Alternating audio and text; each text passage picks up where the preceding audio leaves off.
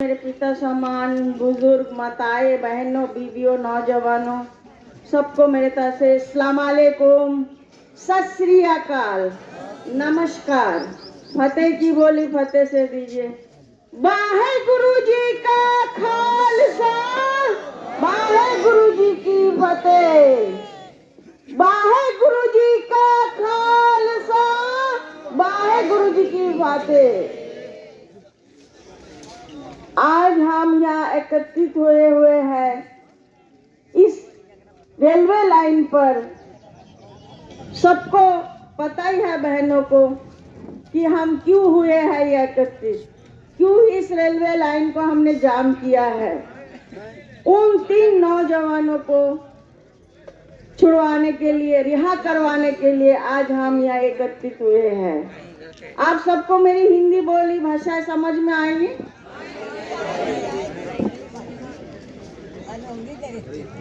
एक बार इसी स्टेज पर किसी पंजाब के वीर ने मोदी के पक्ष में बोला। मोदी या डर के बोला या फिर पक्ष उनके हैं राजनीति में, हमें नहीं मालूम। उन्होंने कहा कि हम इधर उधर की बातें ना करें, सिर्फ एमएसपी के ऊपर बातें करें। फिजूल बात करके कोई फायदा नहीं है। यहाँ सीबीआई बैठे भी होते हैं, जो रिपोर्ट लेने वाले सरकार के तरफ से, वो भी इसमें बैठे हुए होते हैं।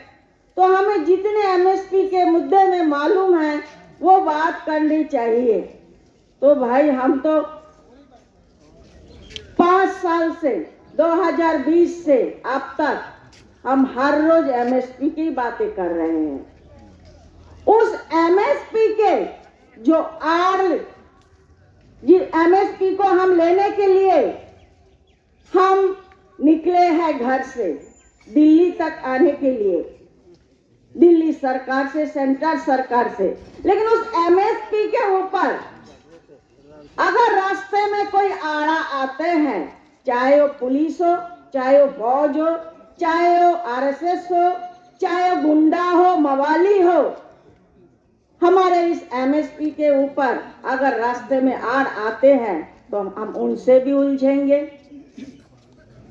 जब वो हमसे उलझ रहे हैं हमारे एमएसपी मांगने पर, तो हम उनका भी तो इस स्टेज पे जिक्र करेंगे या नहीं? तो सरकार को समझना चाहिए। कहते हैं हम अनाड़ी है, हम बुद्धिजीवी नहीं है। अरे 5 साल के बच्चे को भी मालूम है कि एमएसपी क्या होते हैं। हमारे पूरे भारत को 23 फसलों की उसकी जो सही कट्टोकट हक है, जो हमारी मांग है, जो उसकी प्राइस है, वो दे दो। कितने टाइम लगता है? 5 मिनट नहीं लगते कलम चलाने वाले।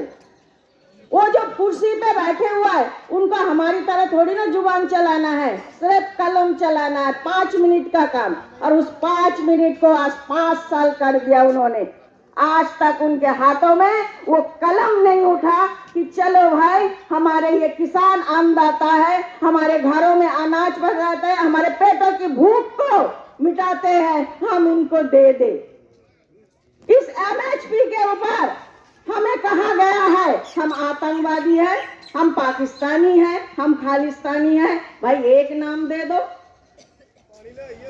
हम जो भी है, लेकिन हम उसका हक लेकर ही हम उठेंगे।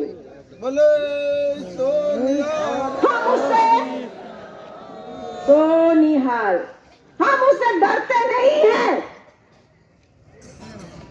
अगर हमारे अपने बच्चों को परवरिश करके बड़े कर सकते हैं, उसे हम कोई गलत काम करते हैं तो हम 2 थप्पड़ भी लगाते हैं, तो उसी तरह हम अगर इस मांग के लिए अगर हमें तलवार भी चलाना है तो हम चलाएंगे। श्री अकाल। क्योंकि हमारा जायज मांग है, कोई झूठ या गद्दारी नहीं है। ये देश के सरकार को समझना चाहिए। तो मेरा कहने का यही है जो एमएस के ऊपर जो रोडे डोए हैं, हमारे रोडों पे जो हमारा बॉर्डर खींची गई है, ऐसा बॉर्डर तो ब्रिटिश ने भी नहीं खींचा था जो हमें अपने लोगों ने खींचा है। ब्रिटिश से तो हमने समझौता हो गया, चले भी गए, लेकिन हम अपने लोगों से कब तक ये समझौता होगा और कब तक हमें ये हक मिलेगा, ये मोदी सरकार को सोचना चाहिए। हमें किसी भी सरकार से कोई दुश्मनी नहीं है, हम बार बार बोल रहे हैं, सरकार आनी है जानी है, लेकिन जो सरकार हमारे साथ है, हमारे हक को सुनेंगे, हमारे मांगों को सुनेंगे, हम उसके साथ है। और अगर नहीं है तो वो कुछ भी नहीं है, हम उनको कुर्सी से भी उतरना जानते हैं। क्यों बेबिया? अगर मोदी सरकार ये सोचते हैं कि वोटिंग की बातें यहाँ क्यों होती है, लेकिन हम कहते हैं हम वोटर हैं, हमें हक है कहने का। पंजाब दिल्ली से उनको इतना वो नहीं है, वो पंजाब दिल्ली हरियाणा को इतना नहीं समझते जितना कि उनको यूपी को समझते हैं। तो मुझे उन यूपी के लोगों से, उन बहनों उन वीरों से कहना है, भाई वोट दो, सोच समझ कर दो। मैं कहती हूं कि तुम्हारे एरिया में जो विधायक है, जो आपके उस एरिया में जो वोटर है, उनको वोट नहीं देना बीजेपी को, चाहे किसी और को दे दो, लेकिन जो आपके वोटर आते हैं, गिनती में आता है, उस एरिया का जो सरपंच कोई भी है जो वोट लेते हैं, वो अगर अब उसको वोट नहीं देंगे तो मोदी सरकार उतर जाएंगे। जो वो इतने वोटों को गिनती बता रहा है कि इस साल वो आने वाला है, तो हमें यूपी के लोगों से कहना है कि वो आपके ऊपर निर्भर है और आप ही उनको समझिए। और अगर इन किसानों की बातें आप तक आवाज जा रहा है तो प्लीज यूपी के लोग आप समझ लो और आप हमारा साथ दो। और आप अगर इस वोट से उनको जिता दिया है तो आने वाले 5 साल हमारे आने वाले नस्लें भूखमरी में मरेंगे, जो रही सही वो भी ले लेंगे, हमें कुछ नहीं मिलेगा। इसलिए यूपी के लोग आप समझदार हो, आप 200-400 में एक वोट को बेच मत देना, गलत लोगों से वोट नहीं लेने देना और मोदी सरकार को गिराने की जरूरत है, क्योंकि इस टाइम वोटिंग का टाइम है। अगर यूपी के कोई है वीर तो मेरी आवाज को यूपी तक पहुंचाया जाए, क्योंकि यूपी में 80-70 सीटें हैं जिसमें मोदी सरकार के आंखें लगे हुए हैं कि अगर जीतेंगे तो यूपी से जीतेंगे। और यूपी वोट देने वाले कौन है? बहुजन, दलित, एसटीबी, एसटीआई, ये सब वोट देने वाले हैं। लेकिन ये भी आपको आरक्षण में लेना नहीं चाहते मोदी सरकार। उन्होंने खुली तौर पे चुनौती दी है संसद में कि हम इनको आरक्षण देना ही नहीं चाहते। तो प्लीज आप वोट दीजिए, देख कर दीजिए। यहाँ पे मेरा टाइम खत्म हो रहा है, फिर मुद्दे पर अगर हम बात करेंगे।